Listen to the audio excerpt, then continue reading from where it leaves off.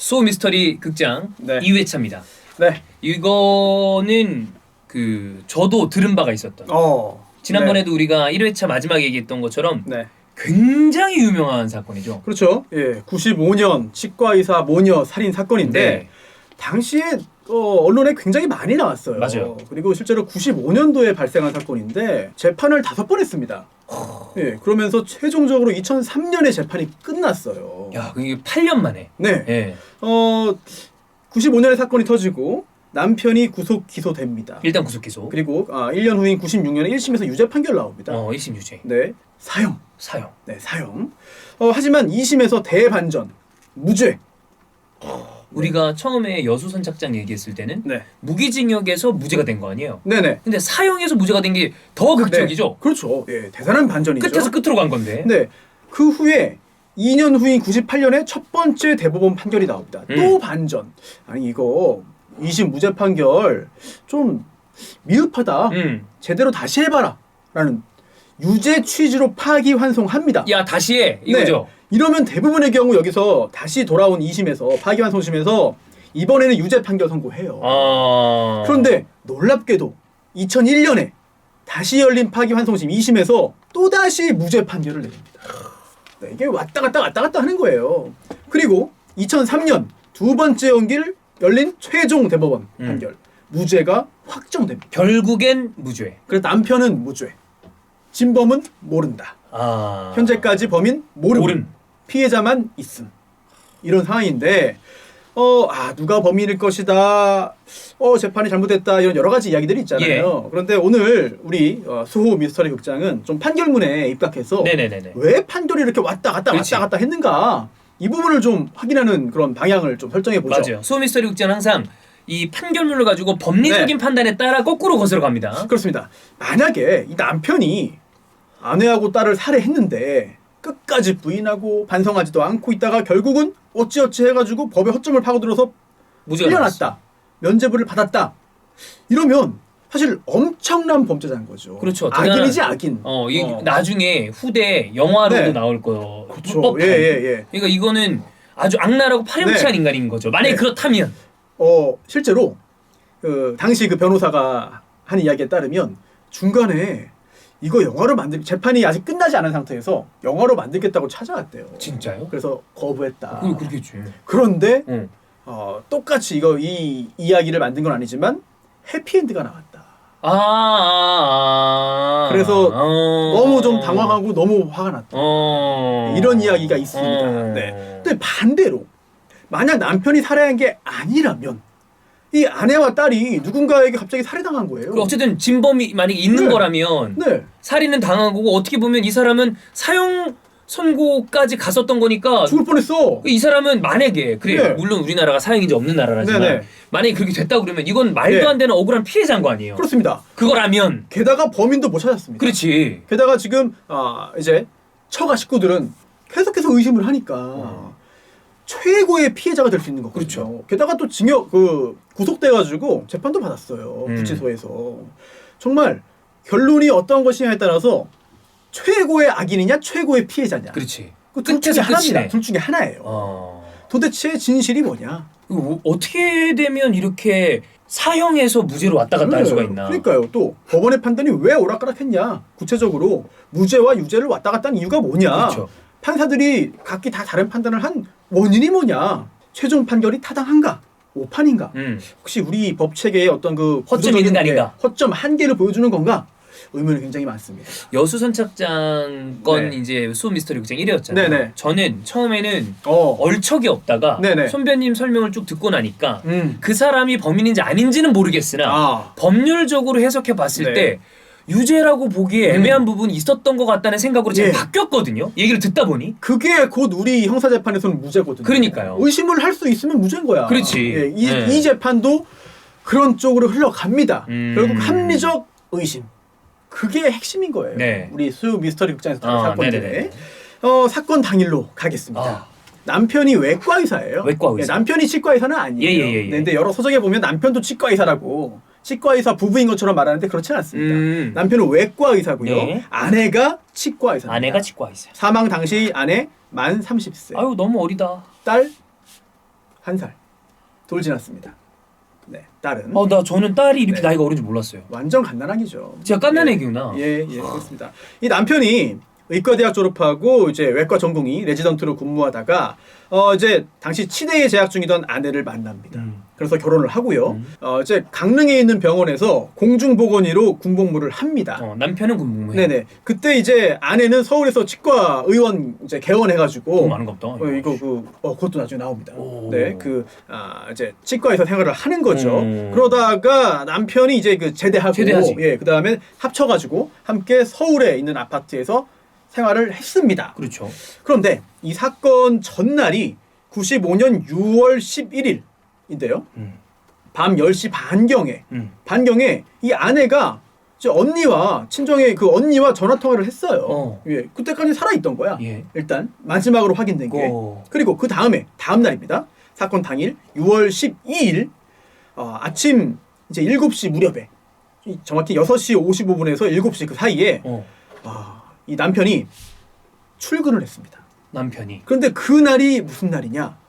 바로 이게 서울의 이 근처예요. 강서구 방화동. 뭐야? 우리 사무실은 바로 옆이잖아. 방화동의 병원을 이제 개원하는 날이었습니다.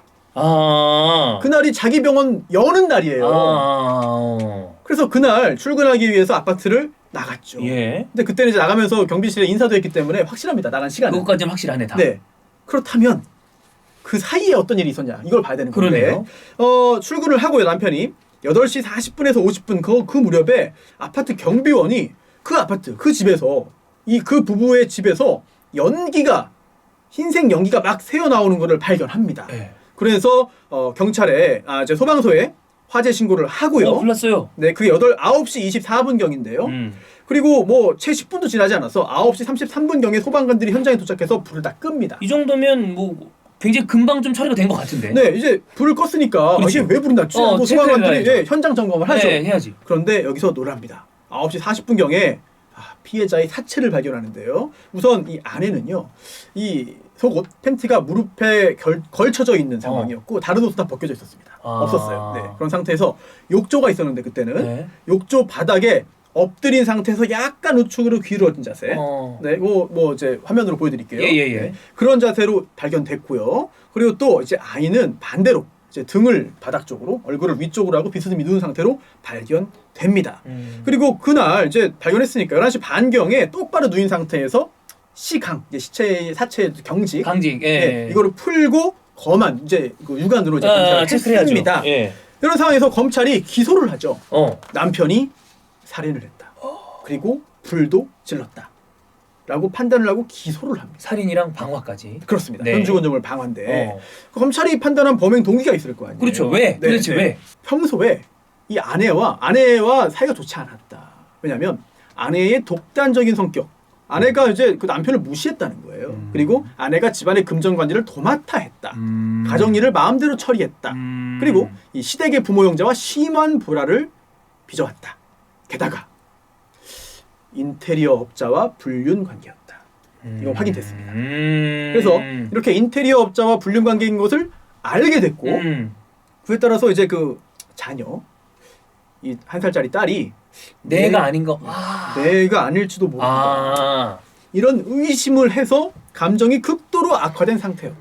검찰에 공소장이 있는 겁니다. 네네네네. 게다가 그날 그 밤에 또 다툼이 있었다는 거예요. 이게 뭐냐면 남편의 누나를 이제 그 개원 예정인 그 외과병원의 직원으로 채용하는 문제로 부부싸움을 했다. 그래서 누적된 감정이 폭발한 건데 구체적인 범행 방법도 있습니다. 이제 아파트 베란다에 있었던 그 커튼 줄이 있습니다. 정확히는 이게 로만 쉐이드죠. 그 줄을 잘라서 이 아내의 목을 졸라 살해하고 그 다음에 좀 이상합니다만 딸, 1살박이 딸은 또 다른 종류의 밝히지 못했어요. 그거 말고 끈 모양이 달랐거든. 그래서 다른 종류의 어떤 밝혀지지 않은 종류 미상의 줄로 목을 졸라 살해했다. 또 살해하고. 그리고 수사에 혼선을 주기 위한 목적으로 어떤 욕조에 더운 물을 받아놓고 사체를 거기에 넣고 또 안방 장롱 안에 옷에 불을 붙여서 뭐 안방에 뭐 천정이나 이런 게 뭐 타들어가게 함으로써 아파트를 이제 소회했다. 이제 방화까지 한 거죠. 일단 의심할 정황은 굉장히 많죠. 그러네요. 앞에 얘기했던 걸로 봤을 때 일단 불륜 관계라는 게 가장 뭐 큰 문제가 될 것 같고, 맞습니다. 그 이외에도 여러 가지 뭐 또 피해자의 시댁 식구, 어쨌든 동기로 봤을 때는 충분한 여지가 있긴 있네요. 그렇습니다. 예. 게다가 거짓말 탐지기 조사 이거 검사를 했어요. 그런데 놀랍게도 남편이 중요한 부분에서 거짓말이다. 다 거짓말. 저는 잘 모르는데 그 왜 그런 얘기 하잖아요. 거짓말 탐지기는 효력이 없다 막 이런 얘기 하잖아. 증거 능력 없죠. 하지만 참고하는 거죠. 참고는 된다. 그래서 재판에서 이 피고인이 동의하지 않는 한 증거로 쓸 수가 없거든요. 현재 어제 오류 가능성이 있으니까. 그렇죠.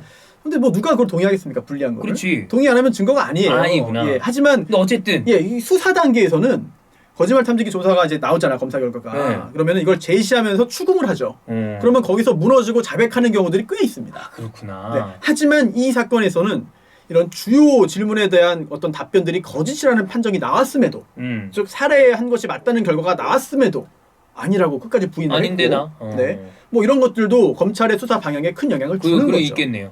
그래서 기소했습니다. 자, 이제 재판이 열리는데요. 1심 재판입니다. 제일 중요한 관건은 사망 시각이에요. 왜냐면 이거 역시 직접 증거가 없어요. 그렇죠. 본 사람이 없잖아.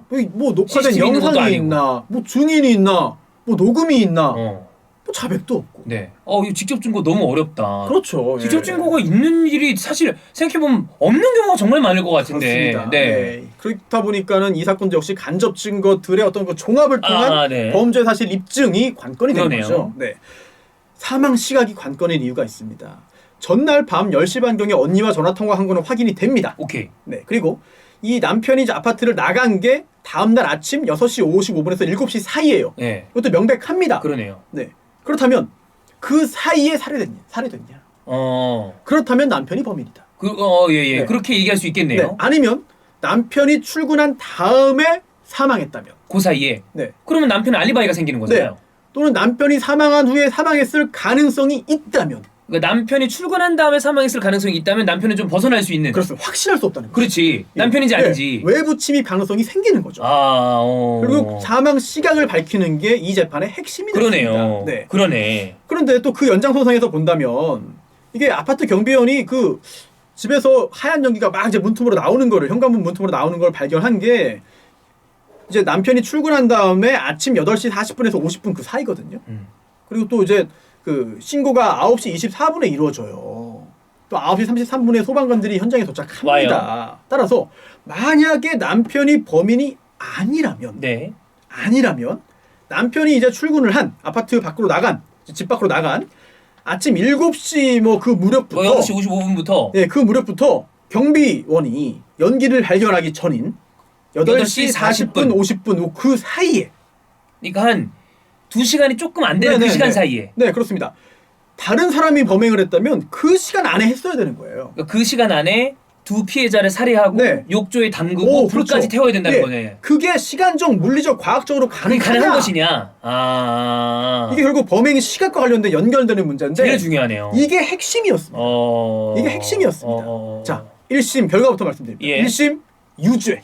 그러면 불가능하다고 본 건가? 그렇습니다. 불가능하다고 본 거예요. 우선 이 사망 시각을 판단함에 있어서 우리나라에서 가장 유명한 법의학자들이 출동합니다. 3명이 출동하죠. 뭐 성함 이제 뭐 다 아는 사람들입니다. 굉장히 유명합니다. 다 이구동성으로 사체의 상황을 보니까 사망 시각은 오전 7시 전입니다. 즉 남편이 집 밖으로 나가기 전에 사망했습니다.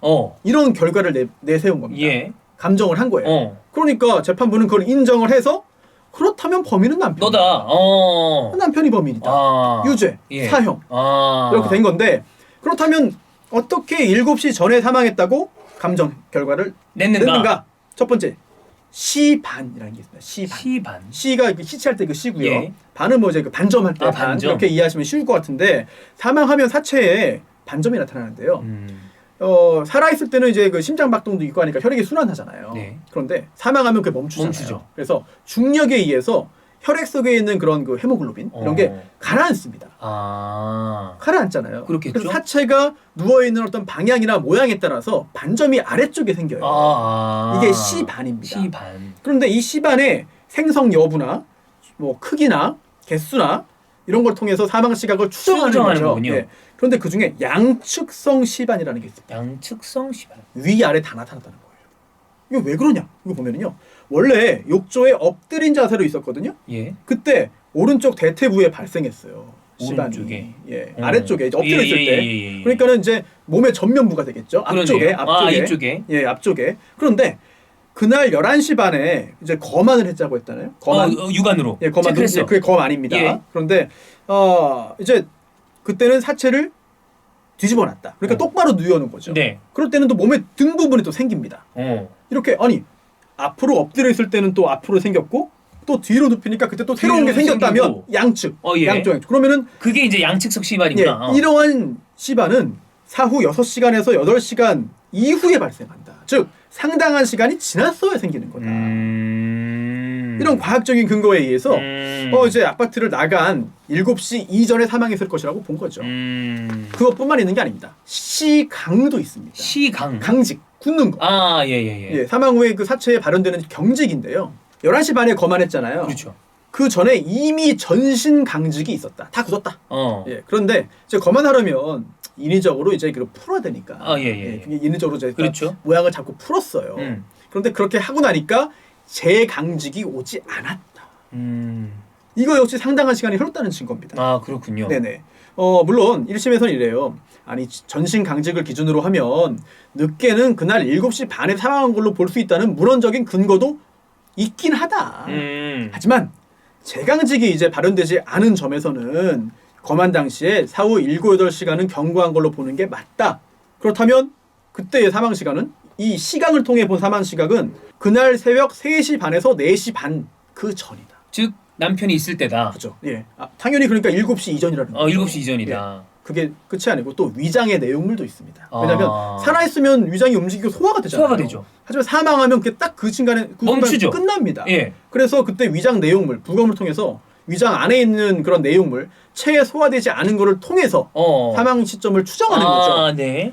약 350g 정도의 죽 모양으로 된 그런 죽산 취식물이 있었어요. 이제 사체 안에 들어가면 그렇게 되니까. 그런데 뭐 그 안에 뭐 쌀 밥알도 있었고 뭐 미역, 뭐 무, 배추, 양파, 파, 고춧가루 이런 게 이제 있었다. 식별이 됐습니다. 그런데 이게 아내가 사건 전날 저녁 때 남편과 함께 먹은 게 비슷해요. 쌀밥, 네. 쇠고기 미역국, 예. 오징어 무침, 김치, 깻잎, 조기면, 생선 6편에 있는 거 다 들어가 있네. 예. 그렇다 보니까 이거는 저녁 식사를 한 다음에 그래도 긴 시간이 지나지 않아서 사망했을 것이다. 그러니까 소화가 되지 않고 이 죽상 취식물로 남아 있었던 것이다. 그렇습니다.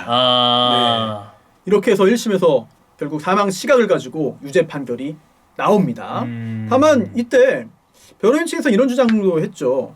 아니 너무 억울합니다. 우리 말고 외부 침입 가능성이 있지 않습니까? 특히 내연남. 그 내연남이 와가지고 살해했을 가능성이 있잖아요. 그런데 이때 내연남에게 알리바이가 있나요? 알리바이가 인정됐습니다. 네. 왜냐면 이게 사실 좀 이 부분을 의혹을 제기하는 사람들이 지금도 있어요. 왜냐면 처음에는 없던 알리바이다. 그런데 재판이 진행되는 도중에 이 내연남이 어느 지점에서 어느 곳에서 맥주를 뭐 샀다는 그 가게 직원의 증언이 중간에 나옵니다. 그 시간대에. 네. 그래서 알리바이가 생기거든요. 네. 그래서 그럼 그 얘기는 믿을 만한 건가요? 그래서 그 부분에 대한 어떤 해석이 다른 거죠. 이 남편 입장에서는 야 말이 됩니까? 그렇지. 이거 그 알리바이 믿을 수 없는 겁니다. 그 사람들 입장에서 그렇게 얘기할 수 있겠네요. 네네. 반면 이제 검사는 무슨 소리입니까? 이렇게 얘기했는데 믿어야지. 라는 말을 한 거예요. 그래서 지금도 이 사건의 범인이 누군지를 사실 모르는 거죠. 그러네. 모르는 겁니다. 그리고 이 내연남, 당시에 그 내연남 관련해서는 여러 가지 이야기가 있습니다만 사실 이 사건, 이 재판의 당사자가 아니에요. 그리고 구체적으로 이야기하는 게 좀 더 좀 위험할 수 있습니다. 그래서 과감하게 여러 가지를 좀 생략을 하겠습니다. 그 뒤로 밀어놓을게요. 네네네. 자, 이렇게 1심 사형 선고됐는데 2심 재판으로 갑니다. 왜냐 너무 억울하니까. 남편이 항소한 거예요. 저는 죽이지 않았어요. 아니다. 근데 1심만 놓고 봤을 때는 지금 어쨌든 사망 시간이 여러 가지로 봤을 때 부합하잖아요. 네, 그렇습니다. 특히 이제 남편은 아침 식사했다고 주장을 했고 또 샤워까지 했다고 했어요. 아침에. 그런데 뭐 그거 가지고 뒤집을 수는 없잖아요. 네. 그러면 2심에서 무죄 판결이 나왔는데 그 이유는 오전 7시 이후에 사망했을 수도 있다고 본 거예요. 재판부가. 정반대로 본 거죠. 그럼 그 이유가 뭐냐? 예. 자, 아까 시반, 시강, 위장 내용을 봤잖아요. 맞아요. 하나씩 반대로 봅니다. 정반대로. 우선 시반. 이거 양측성 시반이라고 단정할 수 없다. 왜냐? 기존에 시반이 좀 많이 있었는데 몸 전면부에 이제 엎드려 있을 때 생긴. 엎드려 있으니까. 예. 네. 그런데 이게 다시 뒤로 눕히니까 아니 그 대퇴부에 허벅지에 있던 거 말고는 다 엎어지지 않았냐? 그럼 이건 양측성 시반이 아닌 거다. 아니다. 예. 그리고 또 설령 그렇지 않다더라도 새로 생긴 시반이 기존 시반보다 훨씬 선명하다. 그렇다면 양측성 시반의 어떤 생성 초기에 불과한 거기 때문에 과학적인 근거에 따르면 7시 반에 출근하고 30분 후에 30-40분 지난 다음에 그때 사망했을 가능성도 배제할 수 없다. 배제할 수 없다. 라고 본 거고요. 그리고 지금 이게 시반으로 측정하는 거는 그냥 추정인데 그렇죠. 아무래도 이게 7시 전이냐 후냐 가지고 사람 목숨이 왔다 갔다 하는데 그거 가지고 판단하는 게 맞습니까? 라고 본 거죠. 자, 시강. 이제는 강직. 예, 강직. 온도가 높으면 일찍 굳을 수 있다. 자, 욕조에 미지근한 물이 있었습니다. 그렇다면 이거는 우리 상식에 반하는 거예요. 아니 따뜻한 데 있으면 늦게 굳지 않을까? 느낌이 흐물흐물 물렁물렁 할 것 같은데. 하지만 온도가 높은 경우에 조기 강직이 초래됩니다. 그렇구나. 더 빨리 굳어요. 그리고 이런 조기 강직의 경우에는 재강직이 오지 않는 시간이 또 짧아집니다. 단축됩니다. 그런데 1심에서는 이런 온도의 영향을 감안하지 않고 했다. 그럼 잘못이다 라고 한 거예요. 네. 또 세 번째가 위장 내용물이죠. 아니 지금 기록 보니까 아내가 아침 식사를 하지 않았다고 볼 증거가 없다는 거예요. 왜냐? 거기 있는 게 저녁에 먹은 게 아니라 아침에 먹은 걸 수도 있다. 그렇습니다. 왜냐? 당근이 문제가 됐습니다. 아까 당근은 발견 안 됐잖아요. 없어요. 당근이 없었어요. 그런데 당근 없어요. 그런데 이 친정 엄마의 증언에 따르면 전날 밤 9시경에 이 딸, 그러니까 아내가 당근이 든 죽을 먹었다는 거예요. 그런데 당근은 쌀보다 밥알보다 단단하다. 딱딱하죠. 예. 그렇다면 이 밥알이 쌀 밥알이 보일 정도면 당근이 나타나야 되는 게 맞다. 왜 당근이 안 보이냐? 그렇다면 이거는 이상하다. 그러니까 저녁에 먹은 게 아니라 아침에 먹은 게 그대로 위장 안에 남아있을 수도 있으니까 그 이후에 살해인이 일어났을 수도 있다는 얘기를 지금 다 하나씩 하나씩 하고 있는 거 아니에요? 그리고 1심과 아주 다르게 보는데요. 위장에 있는 음식물의 어떤 형태 이런 걸로 식사 후 몇 시간 지났는지 알 수 있는 연구 보고가 없다. 아, 그래요? 없다는 거예요. 완전 정반대로 보는 거죠. 따라서 이게 사망 시각으로 확인할 수 없다는 건데 게다가 범행 동기도 인정 안 했습니다. 그때 사이 많이 좋아졌다. 또 아내의 도움으로 병원을 개원했습니다. 그날이에요. 아내가 큰 도움을 준 거죠. 금전적으로. 그렇죠. 그런데 그 당일 살해한다? 이거는 이해할 수 없다라는 거고 또 아내가 콘택트 렌즈를 착용하고 있었습니다. 그렇다면 이거는 아침에 출근 준비하는 거 아닌가? 라는 의심을 하게 되는 거죠. 또 한약이 다용도실에 있는 전자레인지 안에 있었어요. 그 데우려고 있는 겁니다. 아니 근데 그러면 그 한약은 아침 식사한 후에 먹는 건데 아침 식사한 다음 아니겠느냐? 라는 의심. 결국 남편이 출근한 후에 살아있었을 가능성이 있다고 2심은 보고 무죄 판결을 선고했습니다. 근데 이게 너무 제가 무슨 막 추리처럼 생각해서 그런지 시강. 남편 의사잖아요. 그렇죠. 의학적인 지식이 있으니까 더운 물을 넘어와서 그런 그림을 만들 수도 있는 거고. 가능하죠. 네. 그다음에 위장 내용물. 그야말로 경관 시간을 알 수 없다는 보고가 없다고 이거는 아예 X라고 치고. 시반도 추정이라고 하니 그리고 뒤에 있는 이런 어떤 그 범행 동기나 아니면 콘택트 렌즈 한약 이런 건 사실 만들어 놓을 수 있는 거잖아요. 예, 맞습니다. 어쨌든 풀려납니다. 근데 2심 무죄로 풀려나고 이게 어떻게 이렇게 빡 바뀌냐? 온 미디어가 이 난리 났었다. 했죠. 당시에 이제 본가의 그 어머니가 재판 무죄 판결 선고된 걸로 보고 쓰러지듯이 그 복도에 있는 벤치에 앉아가지고 아이고 살았네 하는 그 영상이 저도 지금 생생한데 이렇게 해서 끝났냐? 아닙니다.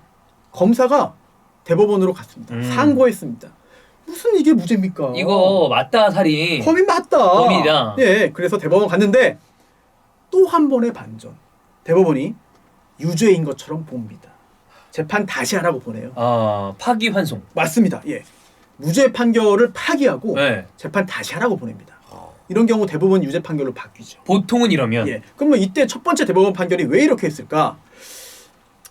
두 번째 그 2심 유죄 판결이 어떤 그 감정이 가지고 있는 어떤 그 개별적인 의문점에 기초해서 전체가 가지는 종합적인 증명력을 다 부인했다. 아니 이거는 크게 넓게 봤을 때 남편이 죽인 건데. 아 근데 이게 세세하게 하나가 네. 띡띡띡해서 그렇게 하니 네. 이거는 합리적인 증거 판단이 아니다라고 본 거예요. 따라서 이게 간접 증거가 있고 하나하나 이제 그 증명력을 다 판단을 해야 되는 건데 이걸 잘못했다라는 이유로 이제 파기 환송했는데 다시 또 시반 시각 위장 내용을 아 이게 다시 나오는구나. 또 판단합니다. 아, 예. 네, 시반 법의학 전문가가 양측성 시반이라고 했으면 그게 맞습니다. 그건 맞다. 예, 간단합니다. 그렇게 봤어요. 두 번째 시강 강직도를 봅시다. 이거 보면 감정인들이 그렇게 했다고 하니까 그게 맞습니다. 위장 내용물 이거 2심은 이거 아침 식사를 했다는 가능성을 배제할 수 없다는 것을 근거로 그렇죠. 예, 증명력을 부정하고 있지만 친정어머니의 증언을 잘 보자. 이게 평소에 이 아내가 딸이 아침 식사를 안 했대요.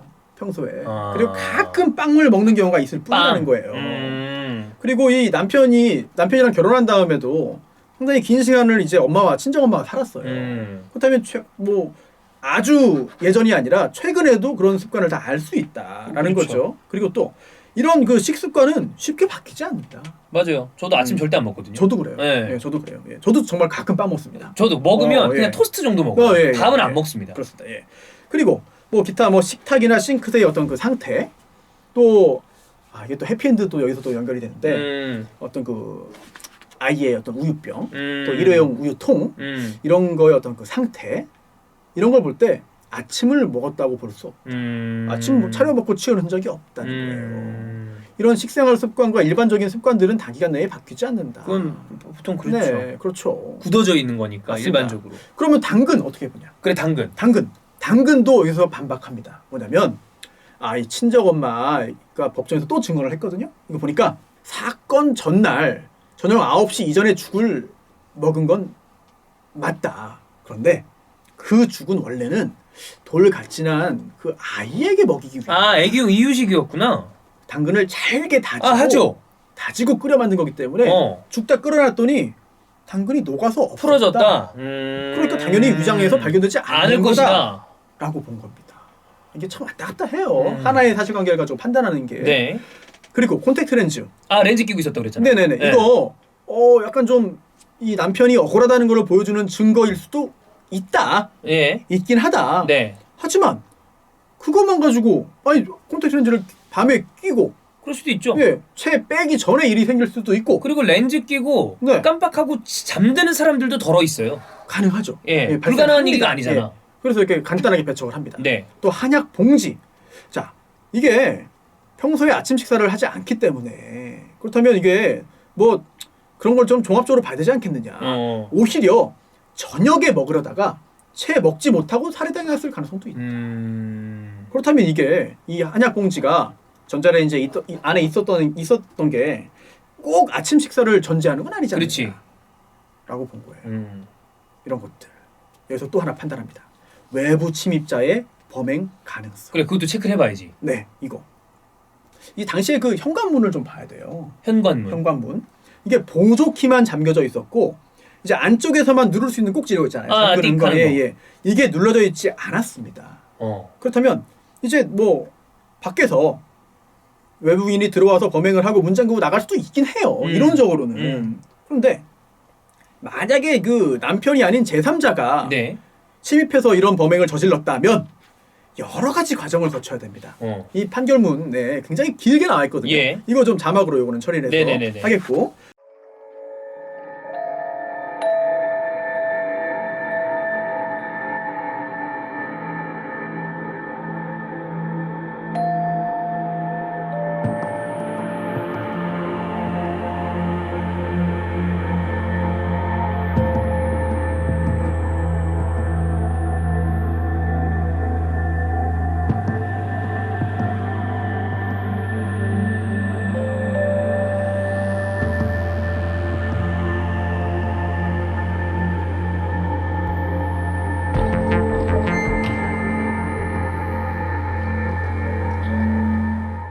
이러한 단계를 다 거쳐야 되는데 이게 가능하냐는 거예요. 게다가 불.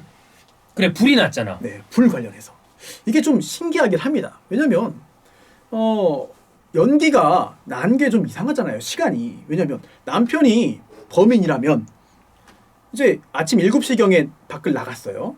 아파트를 떠났단 말이야.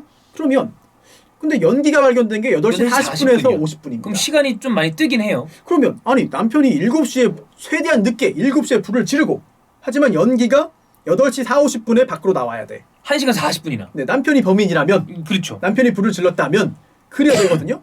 여기에 대해서 대법원이 어떻게 판단하느냐? 남편이 범인이라는 전제에서 이거 그 안에 그 산소 부족으로 이런 훈소 현상 또는 훈화 현상에 의해서 불이 늦게 붙을 수 있다. 이 부분이 또 이제 아주 중요한 쟁점이 됩니다. 진짜 이게 가능하냐 아니냐에 대한 네. 게 또 중요하게 되겠네. 네, 아주 중요한. 예. 그래서 실제로 이제 파기환송심에서 실제 실험을 하죠. 운동장에서 세트로 넣어놓고. 나 이거 기억나요. 네, 이거 대단히 중요한. 했던 거. 예. 지난번 우리 여수 선착단도 그렇고 애매할 때는 실험해봐야 돼. 현장 검증해야지. 네, 그게 한번 실험해보고. 그게 굉장히 커요. 예. 예. 그런데 또 남편의 거짓 진술이 있었습니다. 이거 한번 들어보면 판단에 좀 약간 좀 자료가 될 수 있습니다. 첫 번째, 당시에 남편이 이런 말을 했어요. 전날에 저녁 먹고 난 다음에요. 아침에 먹을 밥을 그릇에 담아서 랩에 싼 다음에 냉장고에 넣어두었습니다. 근데 그러면서 처음에는 2그릇 넣었다고 했다가 나중에 몇 그릇인지 모르겠다라고 말했거든요. 그런데 이게 실제로 보니까 아침 식사한 적이 없다. 예. 냉장고 안에 랩에 쌓인 밥 공기도 없었다. 뭐 좀 이상하다는 거예요. 그리고 또 아침에 샤워했다고 분명히 말을 했어요. 맞아요. 그러다가 검찰 2회 조사에서는 샤워기로 머리를 감았습니다. 뭐 샤워했는지는 기억이 안 납니다. 라고 말을 했어요. 그런데 당시에 경찰이 조사하니까 화장실에 욕조를 제외한 바닥에 어떤 그 물방울이 떨어져 있거나 마른 흔적이 전혀 없었습니다. 그러면 샤워를 어디서 한 건가? 그렇지. 이게 좀 거짓말 아닌가? 예. 라는 것들. 또 콩나물. 당일 아침에 콩나물국 같이 먹었습니다. 라고 했는데 위장에서는 콩나물이 안 나왔어요. 없었죠. 네, 이런 것들이 있죠. 그렇다면 이거 거짓말하는 거 아니냐? 이게 사건 당일 아침에 어떤 행적에 대해서 계속해서 뭔가 앞뒤가 안 맞는 말을 하는 거 계속 틀리네. 이러면은 남편이 범인이라는 거에 대한 증명력을 보완해 주는 거 아니냐? 그리고 또 하나 비디오가 있습니다. 비디오. 제목은 위험한 독신녀. 뭔가 딱 봐도 에로 느낌인데. 이 위험한 독신녀에 이 사건 살해 방법하고 거의 동일한 게 나옵니다. 그런데 이 남편이 이 위험한 독신녀를 2번 빌려봤습니다. 그거는 이제 빌려봤다는 그 기록이 있군요. 있습니다. 그런데 확인됐어요. 2번 본 게 맞아요. 빌린 게 맞아요. 그런데 제목조차 기억나지 않는다. 위험한 독신녀는 기억을 못할 수가 없어. 이 제목은 무조건 기억하는 제목이에요. 네. 근데 끝까지 난 본 적 없습니다. 제목도 기억 안 납니다. 이런 말을 하는 거죠. 결국 대법원에서 다시 봐라. 이거는 무죄라고 확정할 수 없다. 취지로 돌려보낸 거잖아요. 네. 그런데 이제는 지금까지 주요 쟁점이 다 나왔거든요. 다 나왔어. 파기환송심 다시 열린 2심입니다. 네. 대부분의 경우에 여기서 유죄 판결이 나와요. 대법원이 유죄라는 취지로 내려보낸 거야. 그렇죠. 그런데 놀랍게도 다시 무죄. 이런 경우는 진짜 많지 않은 거죠. 많지 않아요. 많지 않습니다. 네. 오죽하면 그랬을까? 라는 생각이 드는 거예요. 오죽하면 그랬을까? 이때 중요한 게 있죠. 아까 말한 화재 실험이 있었고요. 그래. 여기서 우리나라 법의학자 3명과 스위스 법의학자 간의 대결이 펼쳐집니다. 이 남편 측에서 수소문 끝에 스위스의 법의학자 토마스 크롬패처라는 사람을 불러옵니다. 그래서 우리나라 법원에서 증언했어요. 감정 증언이긴 하겠지만 결국 재판부가 우리나라 법의학자가 아니라 여기 손을 들어준 거네? 스위스 법의학자의 손을 들어줍니다. 이게 좀 신기한 일이죠. 놀라운 일이기도 하고. 예. 직접 증거가 없잖아요. 맞아요. 그리고 이제 그 남편이 일관되게 이제 부인하는 상황에서 이게 사망 시각을 확인하는 게 중요한데 맞아요. 이 스위스 법의학자가 이런 얘기를 합니다. 아니 이거 그 사망 시각 추정할 때 제일 중요한 거는 이게 직장 온도 확인이다. 직장이라는 게 직장의 온도. 장의 가장 끝부분에 있는 거죠. 예. 여기에 온도계를 삽입하고. 그러니까 항문 위. 그래서 항상 원래 체온 잴 때 거기다 재잖아, 애기들 또. 이게 제일 정확하다. 여러 차례에 거쳐가지고 시간 간격을 두고 주변 환경 고려한 다음에 직장 온도 확인을 해야 그렇구나. 사망 시각을 추정할 수 있는 거다. 그 외에는 사실 너무 변수가 많다. 또 이게 시반이든 시강이든 뭐 위장 내용물이든 이거는 변수가 워낙 많다. 이거 가지고 판단하는 거는 정확도가 좀 떨어질 수 있다. 따라서 다 이렇게 종합해 볼 때 이 7시 이후에 남편이 집을 나간 7시 이후에 사망했을 가능성도 배제할 수 없다고 본 겁니다. 게다가 더 중요한 건 이거죠. 화재 실험. 그러니까 그 연기가 나중에 나올 수 있는지. 네. 실제로 실험을 했어요. 예. 학교 운동장에다가 세트를 만들었어요. 그래서 불을 실제로 이제 화재 실험을 한 겁니다. 예. 그런데 이게 옷장에다가 불 붙였다고 그랬잖아요. 맞아요. 자, 다시 한번 정리하면 이 유죄로 보려면 남편이 불을 붙이고 집을 나가는데 연기가 확 나오는 게 1시간 40분 뒤야. 그때 연기가 나와야 돼. 그래야 남편이 범행을 한 겁니다. 그렇죠. 여기 상황에서. 네. 그런데 실험해보니까 옷에 불을 붙이고 5분 만에 연기가 확 나옵니다. 5분 만에 연기가 확 나와요. 그렇다면 이거는 피고인이 이제 이 집 안에 이제 피고인의 집 안에 불이 붙은 시각이 사건 당일 7시 이후일 것이다. 7시에 불을 붙였으면 그때부터 금방 연기 나왔을 거다. 그런데 경비원이 발견한 게 한참 후인데 이게 말이 되냐. 실험해보니까 그건 아닙니다. 따라서 피고인이 출근한 다음에 누군가 불을 놓았다고 보는 것이 합리적이다. 경비원이 연기를 늦게 발견했을 가능성에 대한 건 없나요? 그것도 있습니다. 굉장히 예리해. 네. 왜냐하면 연기의 색깔도 중요해요. 왜냐면 이게 발화하고 5, 6분 만에 초반에는 하얀 연기가 확 나와요. 네. 경비원이 본 건 하얀 연기야. 온툼으로. 그런데 그로부터 2, 3분 후인 8분부터는요. 그럼 시커멓게 바뀌죠. 검은 연기로 바뀝니다. 왜냐? 산소가 부족하니까 불완전 연소를 하는 거예요. 그때부터는. 경비원이 흰 연기 나오는 거 봤습니다. 그래? 그러면 5, 6분 지났구나. 그렇다면 남편이 나가고 한참 후에 불을 놓은 사람이 있을 것이다. 남편은 아니다. 그렇다면 남편은 그때 사망 당시에 없었을 것이고 네. 남편이 출근한 다음에 누군가 살해했을 것이다. 라는 결론이 나오게 되는 거죠. 그래서 2심에서 또다시 무죄 판결을 내립니다. 이게 결정적이네. 그 화재 실험이. 대단히 중요한 거죠. 사실. 대단히 중요한 거죠. 예. 이게 실험의 결과예요. 네. 이거를 부인할 수가 없는 거죠. 물론 검사는 이렇게 또 반박했어요. 아니, 그 세트지 않냐. 당시에 실제 집에는 뭐 이제 마루도 있고 이것도 있고 다 있는데 이거는 그게 없지 않습니까? 그러니까 연소돼서 연기가 나는 데까지 시간이 걸릴 수 있을 것이다. 검찰이 얘기하는 거. 네. 특히 이게 그 전체를 재현한 게 아니라 그 안방만 한 거기 때문에 네. 또 연기 색깔도 그 물건, 탄 물건이 뭐냐, 그 색깔 재질, 다르겠지. 뭐 그치. 온도, 산소량 여기에 따라 달라질 수 있습니다. 네. 따라서 흰전기라고 해서 무조건 화재 촉이라고 단정할 수 없다. 라고 주장한 거예요. 게다가 집에 있던 화재 경보기가 이게 늘어붙었어. 그렇다면 이거는 상당히 오랜 시간 화재가 지속됐다는 증거 아닙니까? 라고 주장했지만 결국 검찰의 주장은 인정되지 않았다. 실험 결과가 워낙 이건 크리티컬했죠. 사실. 예. 피고인의 진술에 신빙성이 없다. 어떤 측면에서는 남편의 진술. 그래 막 앞뒤도 안 맞고.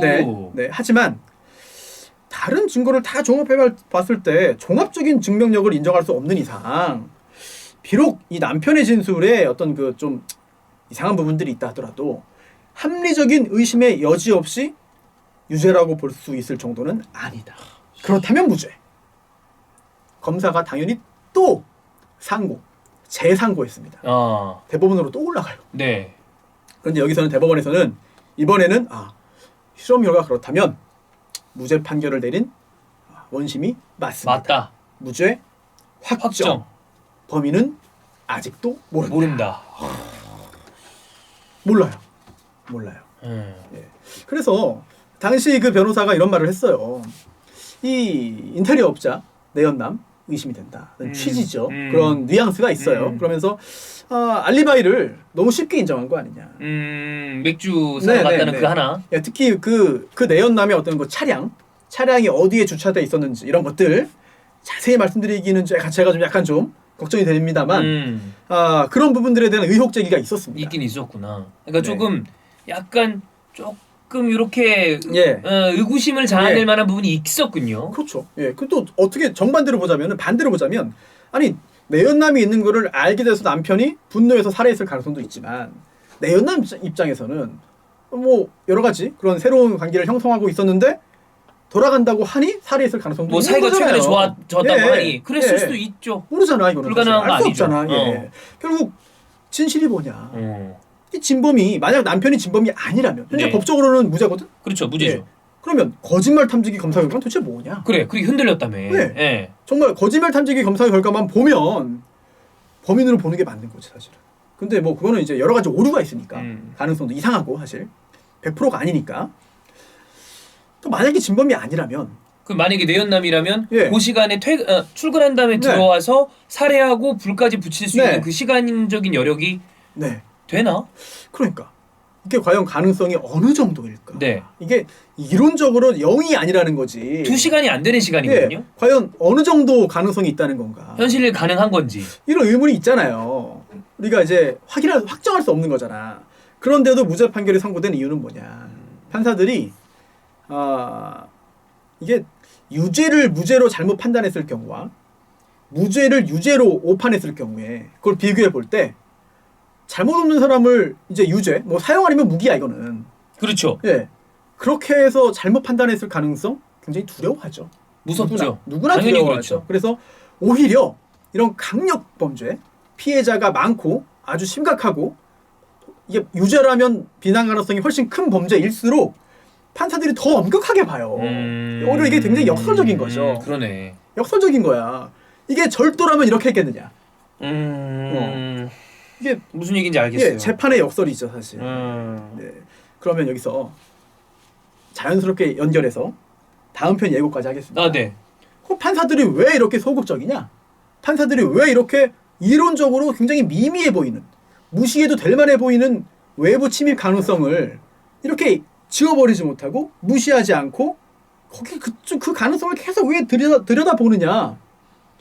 이게 과거에 뼈아픈 트라우마가 있기 때문입니다. 그렇게 확정적으로 뭔가를 했다가 나중에 진범이 나온다거나 혹은 본인들의 판단이 잘못됐다고 나중에 밝혀진다는 거에 대해서는 심대한 어떤 이 신뢰도에 타격이 오는 거 아니에요? 네. 이 사건이 지금 95년에 생겼잖아요. 맞아요. 발생했잖아요.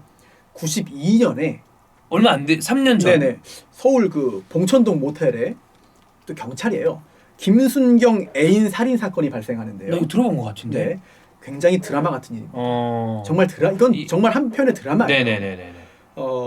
제가 그 작년인가 재작년인가에 그 채널 A에서 했던 그 굿피플이라는 그 변호사 인천 프로그램 나갔는데 네네네네. 거기에서 이제 그 이 사건을 이제 각색해서 준 다음에 변호사 입장에서 써봐라 이런 그 과제를 주기도 하고 그 사건이거든요.